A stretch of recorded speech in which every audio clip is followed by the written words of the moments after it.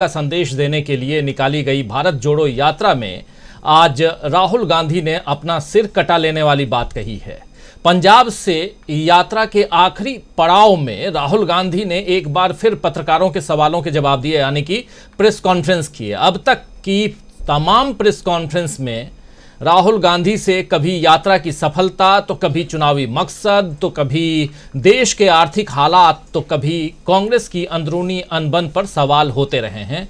लेकिन आज राहुल गांधी से वरुण गांधी को लेकर के सवाल पूछा गया।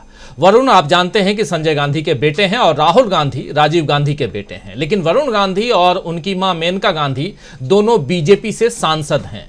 गांधी परिवार में विचारधाराओं का ये टकराव काफी पुराना है, आप सब अच्छी तरह से जानते हैं। अब तक इस पर राहुल गांधी ने खुलकर कभी भी कुछ नहीं कहा था, लेकिन आज जब उनसे वरुण गांधी पर सवाल पूछा गया तो राहुल गांधी ने दो टूक कहा कि वे वरुण को गले लगा सकते हैं, लेकिन उनकी विचारधारा को गले नहीं लगा सकते। इसके साथ ही राहुल गांधी ने यह भी कहा कि वे कभी आरएसएस के दफ्तर नहीं जाएंगे, इसके लिए चाहे उनका सिर काटना ही पड़ेगा। यानी कि अगर आप उन्हें लेके जाना चाहते हैं राहुल गांधी को आरएसएस दफ्तर, तो सिर काट के ले जाना होगा, ऐसे वो जिंदा तो नहीं जाएंगे। सुनिए क्या कुछ कह रहे हैं राहुल गांधी। देखिए, वो बीजेपी में हैं, शायद अगर वो यहाँ चलेंगे उनको प्रॉब्लम हो जाएगी, मगर मेरी विचारधारा उनकी विचारधारा से नहीं मिलती। मेरी विचारधारा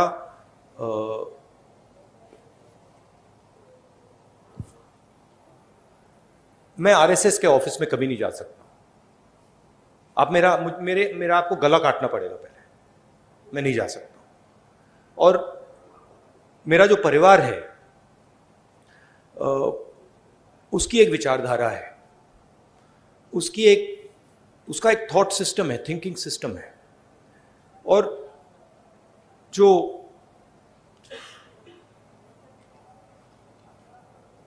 वरुण है, उन्होंने एक समय, शायद आज भी,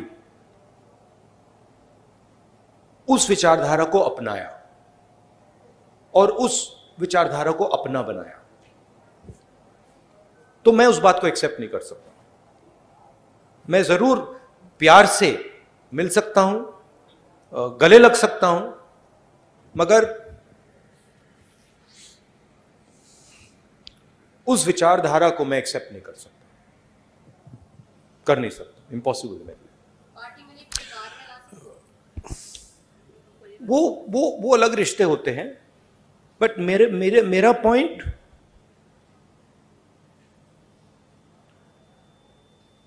आइडियोलॉजिकल लड़ाई चल रही है। सालों पहले मैंने फिरोज से कहा कि उसने मुझे कहा कि आरएसएस देश में बहुत अच्छा काम कर रहा है, और मैंने कहा कि देखिए, आप अपने परिवार की हिस्ट्री जो है उसको आप थोड़ा पढ़िए और उसको आप समझिए, क्योंकि जो आपने मुझे बोला है, अगर आपने अपने परिवार की विचारधारा समझी तो आप ये कभी नहीं बोल सकते मुझे। पंजाब तक से अर्शदीप, बट कोई नफरत या ऐसी कोई बात नहीं है। तो सुन रहे थे आप, राहुल गांधी वरुण गांधी की बात कर रहे थे। यहाँ इन्होंने फिरोज नाम लिया। आप सबको पता होना चाहिए दोस्तों की शायद पता भी होगा कि वरुण गांधी अपने नाम से पहले फिरोज लगाते हैं, यानी फिरोज वरुण गांधी लिखते हैं इसलिए। और फिरोज जो हैं, फिरोज गांधी, वो इनके दादाजी हुए, तो उस हिसाब से यहाँ इन्होंने फिरोज नाम लिया राहुल गांधी ने। खैर, राहुल ने साफ कर दिया कि अपनी विचारधारा पे वे आजीवन टिके रहेंगे और किसी कीमत पर झुकेंगे नहीं। और इस वैचारिक मजबूती के साथ क्या राहुल गांधी कांग्रेस को भी मजबूत कर पाएंगे, ये आगे देखना होगा, क्योंकि कांग्रेस के कई बड़े नेता पिछले कुछ वक्त में बीजेपी के पाले में चले गए हैं। सत्ता के लिए उन्होंने विचारधारा को दरकिनार कर दिया। अब फिर से चुनावों का वक्त आ रहा है जिसमें कांग्रेस भारत जोड़ो यात्रा के कारण पहले से ज्यादा मजबूत दिख रही है, लेकिन इससे चुनावी मजबूती मिलेगी या नहीं ये इस वक्त कहना थोड़ा मुश्किल है। लेकिन जहां तक जो कुछ हम देख रहे हैं उसमें इतना जरूर कहा जा सकता है कि पहले और आज की कांग्रेस में बहुत कुछ बदल चुका है। इधर बीजेपी भी अब विधानसभा और फिर लोकसभा चुनाव की तैयारियों में जुट गई है। इस बार भी जेपी नड्डा की अध्यक्षता में चुनाव लड़ा जाएगा, यह आज राष्ट्रीय कार्यकारिणी में तय हो गया है। और इसकी एक वजह यह हो सकती है कि मोदी और शाह चुनावी रणनीतियों और प्रचार पर ध्यान देंगे और नड्डा अपने संगठन पर ध्यान देंगे। बीजेपी अभी से रणनीतियों में जुट गई है क्योंकि वो किसी भी तरह सत्ता में फिर से लौटना चाहती है। और इस साल 9 राज्यों में चुनाव है और अगर कश्मीर में चुनाव हो जाए, जम्मू कश्मीर में, तो वो 10वां राज्य होगा। 9 राज्यों में से कई राज्य ऐसे हैं जहां कहा जा रहा है कि बीजेपी की हालत बहुत खराब है, पतली है, जिसमें 2 राज्य तो छीनी हुई सरकार कह सकते हैं बीजेपी की जहां पर है। एक कर्नाटक है जहां जेडीएस और कांग्रेस मिलकर सरकार चला रही थी दोनों पार्टियां, लेकिन उसके बाद बीजेपी ने उस सरकार को गिरा करके वहां सरकार बना लिया। और उसके अलावा दूसरा राज्य जो है वो है मध्य प्रदेश। यहां भी ऐसा ही हुआ, कमलनाथ की सरकार को गिरा करके और वहां फिर से शिवराज सिंह की सरकार बनाई गई। और उसके अलावा छत्तीसगढ़ है, मध्य प्रदेश, छत्तीसगढ़ के अलावा राजस्थान है, तेलंगाना है। तो ये सारे तमाम राज्य हैं जो बड़े राज्य हैं और सेंट्रल इंडिया के राज्य, दक्षिण के राज्य हैं जहां कांग्रेस बहुत मजबूती के साथ चुनाव लड़ती हुई दिखाई देगी आने वाले समय में। कल ही वहां पर कर्नाटक में प्रियंका गांधी का जोरदार स्वागत हुआ था। लेकिन दूसरी तरफ आप देखें तो बीजेपी अपनी रणनीतियों पर लगी हुई है और हम समझना चाहेंगे आगे, अभी इस चर्चा को जब आगे बढ़ाएंगे तो कैसे खौफ में है बीजेपी, जो हम लिख भी रहे हैं, यह समझने की कोशिश करेंगे इस चर्चा के दौरान। लेकिन सुनते हैं जब अमित शाह क्या कुछ कह रहे थे इस पूरे राष्ट्रीय कार्यकारिणी की जो बैठक हुई है उस बैठक में के बाद जब मीडिया को संबोधित कर रहे थे तो क्या कुछ कह रहे थे और खासकर चुनावी रणनीति के साथ साथ आगे क्या कुछ करने वाली है बीजेपी और बीजेपी ने नड्डा को कैसे चुन लिया है। जरा सुनिए अमित शाह की जुबानी। कोविड की महामारी के कारण ये सदस्यता का हमारा अभियान समय पर हो नहीं पाया और जब सदस्यता नहीं होती है, बूथ से राष्ट्रीय अध्यक्ष तक के बाकी के चुनाव नहीं होते हैं, तब राष्ट्रीय अध्यक्ष चुनना संवैधानिक रूप से संभव ही नहीं है। कई बार भूतकाल में भी इस प्रकार के अलग अलग मौकों के कारण राष्ट्रीय अध्यक्ष के कार्यकाल को एक्सटेंशन दिया गया। इसी परंपरा का अनुसरण करते हुए श्री जगत प्रकाश नड्डा जी को राष्ट्रीय कार्यकारिणी ने आज सर्वानुमत प्रस्ताव किया है। श्री राजनाथ सिंह जी ने इस प्रस्ताव को रखा और सभी भारतीय जनता पार्टी के सदस्यों ने इसको हर्ष ध्वनि के साथ सर्वानुमत से स्वीकार किया है कि जगत प्रकाश नड्डा जी को जून 2024 तक भारतीय जनता पार्टी के अध्यक्ष के रूप में इनके कार्यकाल को बढ़ोतरी की जाए। तो जून 2024 तक, मई में चुनाव होंगे, मई नहीं अप्रैल मई कह लें, और मई एंड में नई सरकार आ जाएगी। नए प्रधानमंत्री अपने कैबिनेट के साथ शपथ ले चुके होंगे मई 2024 में। और उससे पहले आज ये घोषणा हो रही है कि जगत प्रताप नड्डा यानी जेपी नड्डा को आगे एक्सटेंशन दे दिया गया है ध्वनि मत के साथ में। और इधर राहुल गांधी भी स्वतंत्र मीडिया या आर्थिक गैर बराबरी को लेकर जो विचार रखते हैं उससे ऐसा लगता है मानो कांग्रेस को भी 2024 में लौटने की उम्मीद है, क्योंकि उधर लौटने की उम्मीद लगाए बैठे हैं नरेंद्र मोदी जी और उनकी टीम।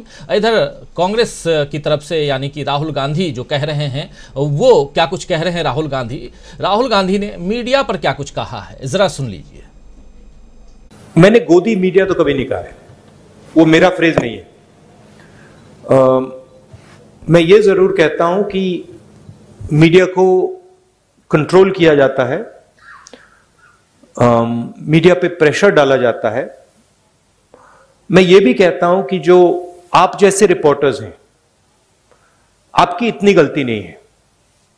आप पर कंस्ट्रेंट्स हैं, आपके जो मालिक आपको कहते हैं वो आपको करना पड़ता है, और जो आपकी भावनाएं हैं उनको मैं समझता हूं, क्योंकि आप आके मुझे बोलते हो जो आपको देश के बारे में लगता है, मैं जानता हूं। तो मैं आपकी क्रिटिसिज्म नहीं कर रहा हूं, जो मीडिया का स्ट्रक्चर है उसकी मैं क्रिटिसिज्म कर रहा हूं।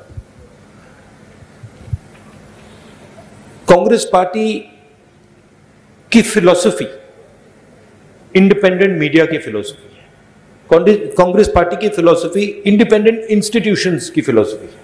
मैं आपको बताऊं, अगर कांग्रेस पार्टी ये करना भी चाहे कि हम मीडिया को, मतलब जैसे आपने कहा, अपना बना दो, हमारे में वो कैपेबिलिटी नहीं है। हम उसको इंप्लीमेंट ही नहीं कर सकते, क्योंकि हमारा स्ट्रक्चर उतना सेंट्रलाइज नहीं है बीजेपी जितना। तो हम इंडिपेंडेंट मीडिया चाहते हैं, फेयर मीडिया चाहते हैं, और जो मीडिया में नफरत फैलाई जाती है और वो फैलाई जाती है, और जो मीडिया डिस्ट्रैक्शन का रोल प्ले कर रहा है, जैसे मैंने अपने भाषण में कहा था, जब कोई जेब कतरा आता है तो वो अकेला नहीं आता, 2-3 लोग आते हैं, एक ध्यान को उधर ले जाता है और फिर जेब काटी जाती है। तो इनएडवर्टेंटली वो आप रोल प्ले कर रहे हो, आप लोग नहीं, बट आपका जो स्ट्रक्चर है, आप लोग डिस्ट्रैक्ट करते हो। आप लोग कहते हो देखो हिंदू मुस्लिम, ऐश्वर्या राय, शाहरुख खान, बॉलीवुड, तेंदुलकर, उधर देखो, और इधर मतलब किसान की लूट हो रही है, छोटे व्यापारी मारे जा रहे हैं, इनइक्वालिटी बढ़ती जा रही है। तो आपका रोल डिस्ट्रैक्शन का रोल है, आपका रोल वॉचडॉग का रोल होना चाहिए। जैसे हमने ये जो आंकड़े लगाए हैं, इसके बारे में आपने कोई सवाल ही नहीं पूछा। एक्चुअली ये सबसे जरूरी सवाल है, ऐश्वर्या राय से, शाहरुख खान से, ये जरूरी सवाल है, मगर आप लोग ये पूछते नहीं हो।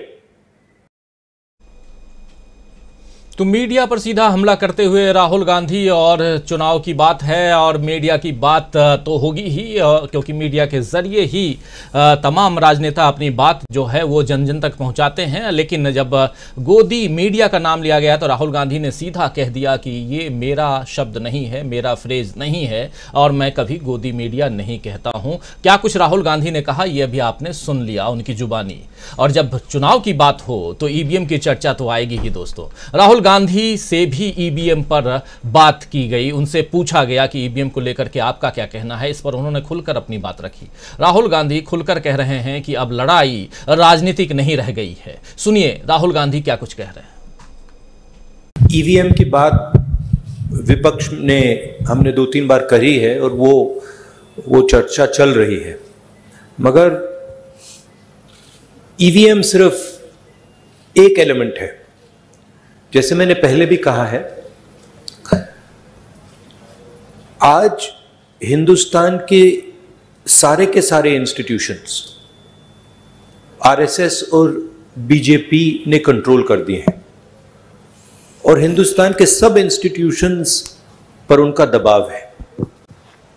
प्रेस पे दबाव है, ब्यूरोक्रेसी पे दबाव है, इलेक्शन कमीशन पे दबाव है, जुडिशरी पे प्रेशर डालते हैं। तो सारे के सारे इंस्टीट्यूशंस पर उन्होंने कब्जा कर रखा है। तो ये लड़ाई अब जो पहले राजनीतिक लड़ाई होती थी वैसी लड़ाई नहीं है। एक पॉलिटिकल पार्टी दूसरी पॉलिटिकल पार्टी के बीच में लड़ाई नहीं है। अब ये हिंदुस्तान के इंस्टीट्यूशंस जो इन्होंने कैप्चर करे हैं उनके बीच और ऑपोजिशन के बीच में लड़ाई है। उसमें एक फैक्टर ईवीएम है, मगर बहुत सारे दूसरे फैक्टर भी हैं। हिंदुस्तान में जो नॉर्मल डेमोक्रेटिक प्रोसेसेस होती हैं आज वो नहीं है। जो विपक्ष के लोगों पर आक्रमण हो रहा है, सीबीआई, ईडी, पेगासस, ये नॉर्मल डेमोक्रेटिक फंक्शनिंग नहीं है। तो सुन रहे थे आप जो कुछ कह रहे हैं राहुल गांधी। ईवीएम को लेकर के भी बहुत सारी बातें हो रही हैं। हमारे साथ स्क्रीन पर आप देख सकते हैं इस वक्त